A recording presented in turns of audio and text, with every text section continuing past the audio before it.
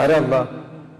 നമ്മളിൽ പലരും ഇന്ന് സുബഹി നിസ്കരിച്ചിട്ടില്ല എന്ന് അറിഞ്ഞിട്ടും ഒരു പകയോ വിദ്വേഷമോ പരിഭവമോ ദേഷ്യമോ കാണിക്കാതെ രാവിലെ വീണ്ടും നമ്മൾ എഴുന്നേൽപ്പിച്ചത്.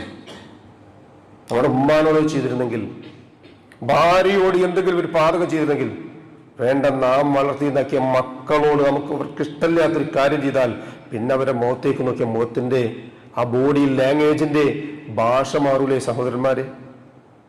ആ പടച്ചോനാണ് പടച്ചോൻ, റബ്ബ് എന്ന് പറയണം. അല്ലാഹ് നീയല്ലാതെ ആരാധനക്ക് അർഹനില്ല എന്ന് ജീവനുള്ള കാലത്ത് പലപ്പോഴും പറഞ്ഞിട്ടുണ്ട്. എന്നാൽ എല്ലാം തളർന്നു, കയ്യിന്റെയും കാലിന്റെയും കണ്ണിന്റെയും ചെവിയുടെയും ചുണ്ടിന്റെയും ഒക്കെ അനക്കം തീർന്നപ്പോൾ പോലും നാവ് കൊണ്ട് ലാ ഇലാഹ ഇല്ലല്ലാഹ് അത് ആരും കേൾക്കേണ്ടി വരിക പോലില്ല, കേൾക്കൂല ചിലപ്പോ. അങ്ങനെ പറഞ്ഞാൽ ആ അഫ്ളലു ദിക്ർ ആഖിറു ദിക്റാണ്.